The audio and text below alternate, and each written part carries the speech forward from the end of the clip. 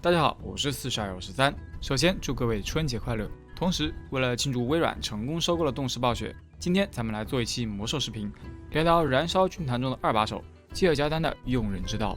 同时，这期节目呢，也可以看作是编年史卷3的第0期视频。作为稳坐军团第2把交椅的基尔加丹，有着许许多多的头衔，比如美丽者、施恩者、伟大者等等。但是最为我们玩家熟知的呢，当属欺诈者这个头衔。这与他在军团中从事的工作有着密不可分的关系，因为他的惯用套路就是来骗来偷袭我69岁的。如果说军团中做第3把交椅的阿克蒙德是负责带领部队冲锋陷阵的武将，那么基尔加丹就是诡计多端、知人善用的军师。在细谈这位欺诈者之前，就不得不提到他所任职的公司与同事。他和阿克蒙德当前任职于燃烧军团有限公司，是魔兽宇宙中最强大的反派组织，没有之一，并且不接受反驳。可以说，没有这家公司，就没有如今魔兽的剧情。不过，在公司创立之初，却只有老板萨格拉斯一个人，而公司里的恶魔呢，又多又杂。他需要找人来帮他管理公司，于是乎，他盯上了阿古斯星球上的艾瑞达人。阿古斯星球文明高度发达，是艾瑞达人的故乡。艾瑞达人非常聪明，对知识的渴求胜过一切。他们向往和平，相信可以用知识将宇宙变得更加美好。在我们已经熟知的故事中，阿古斯有3巨头，这3巨头中的其中2个被萨种拉进了燃烧军团，剩下的维伦逃到了宇宙中。不过大家不知道的是，在星球的3巨头体系之前，阿古斯是双头政治体系。什么是双头政治？简单来说，就是2个领袖一起管理。这2位呢，就是好友兼合作伙伴的维伦与基尔加丹。有人经常会怀疑维伦能力不行啊，其实年轻时维伦的才干是略强于基尔加丹的，因为双头政治的特点之一就是2位领导人的综合实力相当。当时基尔加丹被人们称作是天才中的天才，也是公认最英明最果断的领导者，并且他还很善于发现他人的优点，知人善用。而维伦虽然在天赋上不及基尔加丹，但他却是最坚强最睿智最有信仰的领导者。除此之外呢，他还拥有独一无二的预言能力。据说有一次星球上蔓延了一种奇怪的降智诅咒，其他领导者打算隔离或者驱逐这些病患，但维伦却拒绝放弃他的人民。他冒险行走在感染者中间，用纳鲁残片治好了所有病患。因此基尔加丹对这位好友是既敬佩又嫉妒。星球上除了他2人之外呢，还有其他几位领导者。在这些人中，有一位名叫萨切尔的法师异常出众，他手下领导着一群被称作启迪者的法师。萨切尔和启迪者们驱使奥数构造体，大力发展家乡基建，这使得许多人都很崇敬萨切尔，其中也包括他年轻的学徒阿克蒙德。尽管萨切尔已经取得了非凡的成就，但当他得知宇宙中还有个头上有辫子的神秘种族，听说他们的科技文明非常发达后，他决定加大力度搞科研，踏足自己从未涉及的领域，去扭曲虚空中寻求更强大的法术。在许久之后，有一个黑暗中的存在向他发出了低语。众所周知在魔兽宇宙中，不明来历的低语通常意味着没好事，而这个低语其实就是萨格拉斯发出的。他要腐蚀渴望知识的萨切尔，因此他许诺给萨切尔无比强大的知识与能量，向他展示了邪能魔法的强大以及他的恶魔大军。于是萨切尔顺理成章地被蛊惑了。分享知识是艾瑞达人的传统美德。很快，萨切尔就把学到的邪能魔法还有召唤恶魔的知识分享给了启迪者。不仅如此，他还迫不及待地想要向领导阶层的同僚们展示他伟大的新发现。但是，当基尔加丹和维伦等人看过萨切尔的恶魔和邪能法术后，维伦当面谴责了这邪恶的法术，并永远禁止他再次召唤恶魔生物。而基尔加丹在一旁，脸上虽然表情漠然难以捉摸，但内心却对这股魔法颇感兴趣。维伦的明令禁止狠狠地打了萨切尔的脸，这对于一个曾经被万人敬仰的领导者来说，简直比刀了他还难受。于是他变本加厉地召唤恶魔，并将恶魔隐藏起来，悄悄传了一支恶魔大军。他想要做的是干掉其他领导者，自己做化石人。这个计划呢，本来是天衣无缝的，启迪者都誓死追随萨切尔，但只有一个人除外，那就是阿克蒙德。阿克蒙德在准备发动政变的前一晚，向维伦和基尔加丹告发了萨切尔。事实上，如果没有阿克蒙德的告密，萨切尔很可能就颠覆了星球的统治。萨格拉斯借萨切尔掌控阿古斯的计划也能得逞。可随着阿克蒙德告密加带入的一套组合拳，萨切尔的计划彻底落空，学徒还亲自斩下了老师的头颅。这次事件后，阿克蒙德立了大功，被人们视作了英雄，成功跻身领导人行列。他与维伦·基尔加丹一起并称阿古斯三巨头。其实阿克蒙德并不讨厌他的老师和恶魔生物，甚至还很喜欢他们。他告密的目的呢，就是为了能够上位。后来他还请工匠把萨奇尔的颅骨打造成了一件神器，这个呢就是 7.0 版本时恶魔术的神器堕落者之颅。用过这个神器的小伙伴都知道，这货和艾蒙的神器一样，时不时在你耳边来上几句唠叨，烦的一批。这家伙让我想起了邪能卫士，魁梧、强壮，而且愚蠢。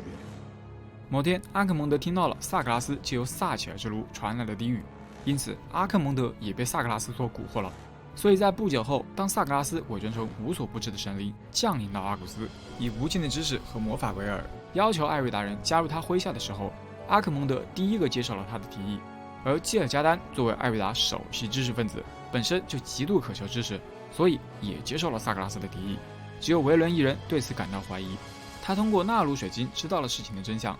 此时呢，星球上有2/3的人都接受了萨格拉斯的提议，于是维伦便带着剩下的人逃离了阿古斯星球，成为了流亡者德莱尼。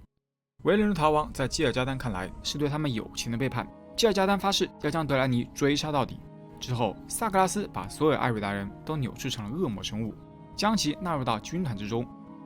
出于仇恨，基尔加丹把维伦的儿子打造成军团特工，准备留到日后让他亲手杀死自己的爸爸，或者让维伦亲手杀死自己的儿子。这一招可以说是非常狠毒了，当然那也是后话了。以上内容出自恶魔术的神奇故事。看到这里，有些观众可能会问，说了这么多，怎么感觉和主题基尔加丹联系不大？这里我来小小的分析一波。乍看之下，阿克蒙德立功后成为阿古斯的领导者合情合理，但仔细想想，阿克蒙德的上位其实离不开基尔加丹的扶持。倒不是说基尔加丹因为嫉妒维伦的天赋，要故意拉阿克蒙德上位制衡维伦，反而这是他在任阿古斯领导人期间知人善用的体现。像他这么聪明的人，当然知道阿克蒙德告密的用意，但基尔加丹也知道顺从民意的重要性。况且阿克蒙德也确实很有能力，敢想敢干。只可惜后来萨格拉斯蛊惑了艾瑞达人，酿成了阿古斯的惨剧。萨总将基尔加丹和阿克蒙德列为公司的重要管理层，基尔加丹主管人事和公司内务，帮萨总管理公司里的各类恶魔，比如说让莫尔葛去制造邪能装备与星际飞船，再比如让恐惧魔王魅魔渗透到星球内部收集情报。另外，基尔加丹用低语告诉我，男魅魔不是他招进公司来的。还有像深渊领主、末日守卫这样破坏力强的恶魔，则被他安排到了阿克蒙德的攻坚部。萨总对基尔加丹的知魔善用大为满意，有了艾瑞达的加入，公司规模也更上一层楼了。他们让宇宙中的无数世界和文明湮灭，直到军团遇到了一颗蓝色的星球艾泽拉斯。上古之战是军团的首次失利，阿克蒙德的攻坚部在爱星吃了瘪，星球上的所有种族团结一致，将军团赶了回来。这次战败让萨总意识到爱星上有一群防卫力量，于是他指派基尔加丹另想办法侵略艾泽拉斯，这就有了后来基尔加丹忽悠兽人为军团卖命的故事。但那也是万年后的事了。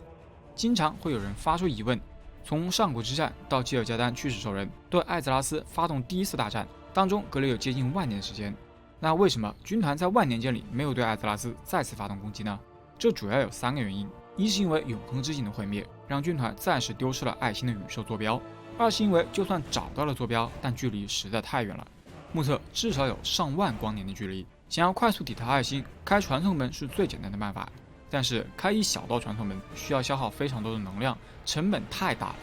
3是因为艾泽拉斯上有防卫军，就算去了爱星还得面对防卫军，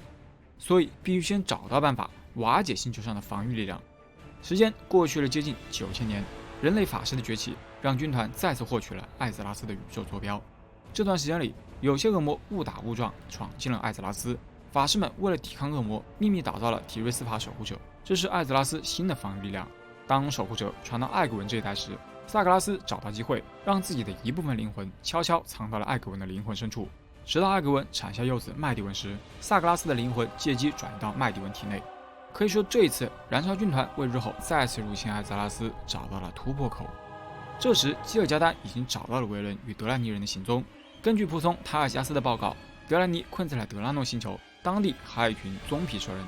基尔加丹当时就想好要怎么折磨背叛友谊的维伦了，他要先把兽人给忽悠瘸了，然后再借他们之手干掉叛徒。首先，他找到了一个合适的代言人古尔丹。就在古尔丹最绝望、最低谷的时候，洞悉人性的吉尔加丹向他发出地狱，并向他传授了邪能魔法。那么代价是什么呢？代价呢是出卖族人，让兽人成为军团消灭德莱尼的武器。古尔丹本就仇恨他的族人，便毫不犹豫地答应了吉尔加丹。第一步，吉尔加丹命令古尔丹用邪能洗劫元素王座，令星球上的元素陷入混乱，又让古尔丹在兽人中传播疾病，搅动兽人社会的稳定。接下来，吉尔加丹知道以古尔丹一人之力难以成事，于是他让古尔丹去拜访兽人族群中最威望的萨满祭司奈奥祖。这样一来，吉尔加丹便可以想办法忽悠奈奥祖了。后来，古尔丹成功取得了奈奥祖的信任，成为了这位大萨满的弟子。紧接着，吉尔加丹又派古尔丹在暗地里挑拨德莱尼与兽人间的关系，让兽人误以为是德莱尼先动的手，埋下了仇恨之种。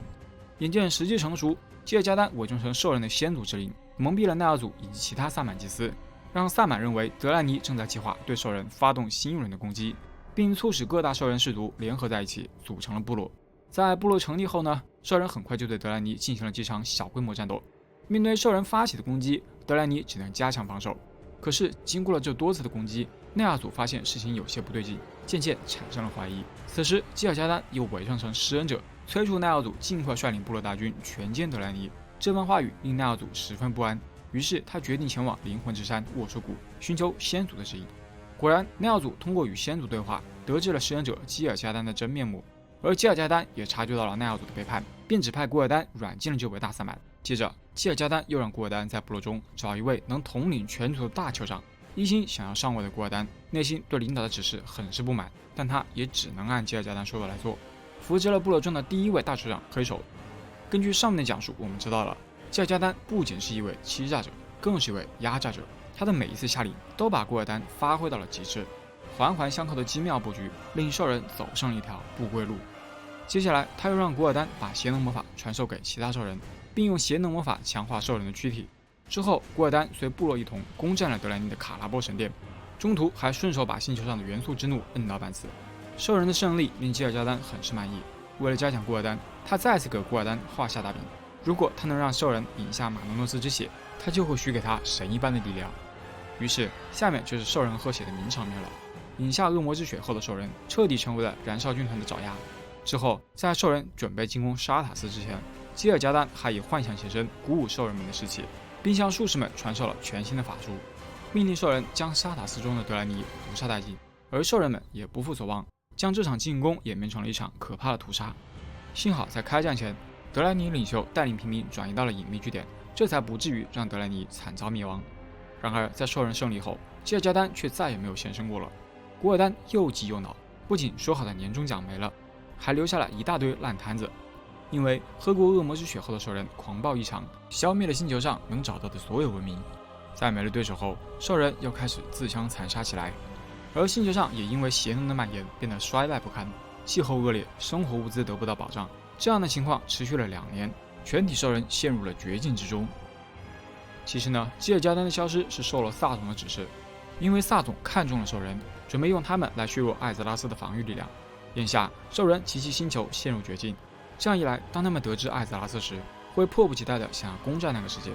后来，被萨格拉斯影响了心智的麦迪文找到古尔丹，提出了要带兽人前去攻打艾泽拉斯。接下来的事情果然如萨格拉斯期望的一样，古尔丹与麦迪文合力打开了黑暗之门，兽人涌入了艾泽拉斯世界，与暴风城的人类爆发了第一次大战。这次大战在部落新任大酋长奥古瑞姆毁灭之锤的领导下，以攻破暴风城宣告胜利。直到这时，吉尔加丹重新联系了古尔丹，让他支持奥古瑞姆的工作，助其打败北方的人类王国。然而，古尔丹早已不再信任这位恶魔领主的任何承诺。古尔丹暗自下决心，去萨格拉斯之墓中取得自己应得的力量。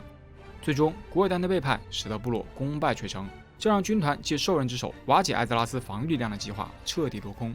吉尔加丹对第2次大战的战败感到大为恼火。不过，一个好的领导者总能从失败中吸取教训。他把这次失败归结于是部落内部的冲突与背叛，所以他决定下一次进攻艾泽拉斯时，打造一支绝不会违抗他意志的傀儡大军，这样就不会再发生背叛这种事情了。不过，这支军队该由谁来掌控的问题，让吉尔加丹犯了难。正当他苦苦思考的时候，德拉诺突然发生了毁灭性的爆炸，随后奈奥祖和他最忠实的仆从逃到了扭曲虚空。他们的到来无疑是解决了吉尔加丹的用人问题，因为奈奥祖正是掌控傀儡大军的合适人选，一个熟练掌握魔法的强大灵魂。吉尔加丹命令手下囚禁了奈奥祖，派遣几位恐惧魔王轮流折磨他，令老萨满生不如死。在这番折磨之下，老萨满只愿祈求一死。吉尔加丹同意将死亡赐予他，不过条件是其死后的灵魂要成为绝对服从军团的新武器，否则将会受到无尽的折磨。奈奥祖的理智近乎崩溃，只能答应吉尔加丹。于是吉尔加丹让老萨满的灵魂死去，然后又将其复活成幽灵形态。恐惧魔王们也特地打造了一副盔甲，将其灵魂束缚在其中，又将一把名为双之哀伤的符文剑锁在钻石般的冰块中。自此，奈奥祖便被囚禁了起来。当然，熟悉9.0剧情的朋友应该知道盔甲和双之哀伤的由来，但是在这里我们暂且不讨论9.0的剧情。之后，吉尔加丹继续忽悠奈奥祖，如果他能证明对军团的忠诚，那么他将得到一副新的躯体，并且重获自由，甚至军团还会派他统治整个艾泽拉斯。当然啦，忽悠也仅仅只是忽悠。吉尔加丹并不打算履行自己的诺言，只不过这样的说辞可以让奈奥祖更好地完成任务。之后，恐惧魔王还将奈奥祖的追随者转化为了强大的亡灵巫妖，替军团和奈奥祖效命。就这样，奈奥祖成为了巫妖王。从诞生的那一刻起，巫妖王就获得了超乎想象的心灵之力，那是可以同时掌控许许多多亡灵生物的强大力量。但同时，他也在受着燃烧军团无尽的奴役。吉尔加丹将自己的计划告诉巫妖王，他需要巫妖王制造一场死灵瘟疫，所有被瘟疫感染的生者死后都会成为他忠诚的亡灵卫兵，然后再借由这些仆从削弱艾泽拉斯的防御力量，为军团发动全面入侵做准备。接着，他派恐惧魔王和巫妖王一起前往艾泽拉斯。这些恐惧魔王表面上是来帮助巫妖王的，但事实上他们是负责监视巫妖王的。燃烧军团耗费了巨大的能量，才在扭曲虚空中打开了一小道可以通往艾泽拉斯的传送门。装载着巫妖王的大冰块划过天空，落在了诺森德冰冠冰川上一片与世隔绝的地方。大冰块落在山顶，形成了一座冰封王座。随后，恐惧魔王也抵达了这里，围绕王座周围建造起了要塞。而巫妖王本身也没闲着，他小心翼翼地将意识扩展开来，接触到了分布在诺森德各地的原住民，用黑暗的力量影响着他们的思想。这样一来，吉尔加丹再次入侵艾泽拉斯的计划便展开了。到这里，我们回顾了吉尔加丹的前半生，从艾瑞达领导人到军团二把手，他把用人之道把控到了极致。但是，一味榨取下属的劳动力，接二连三的画大饼，不给予实际回报，也像极了职场上的某些领导。这样的操作凉了古尔丹的心，更让初代巫妖王奈奥祖心不甘情不愿。虽然表面上应承了吉尔加丹的命令，但是在暗地里，奈奥祖也在为真正的自由打起了小算盘。不过，吉尔加丹也不是传统意义上的坏领导，除去经常画大饼不给予回报这一点外，他还是一个非常出色的领导者，对失败的下属有着惊人的宽容，能听取仆从的失败解释，给予他们弥补过错的机会。这种行事作风与主张失败了就只有死路一条的阿克蒙德形成了鲜明的对比。这部分内容我会在编年史第3卷中再娓娓道来。眼下，魔兽史上最著名的第3次大战即将拉开帷幕。通过本期的回顾与延伸，相信大家对燃烧军团也有了新的认识。那么后续的故事就留到正式更新第3卷时再继续为大家讲述好了。好的，那么本期节目呢就到这里。喜欢本期视频的朋友，千万别忘记一键3连哦。我们下期节目再见。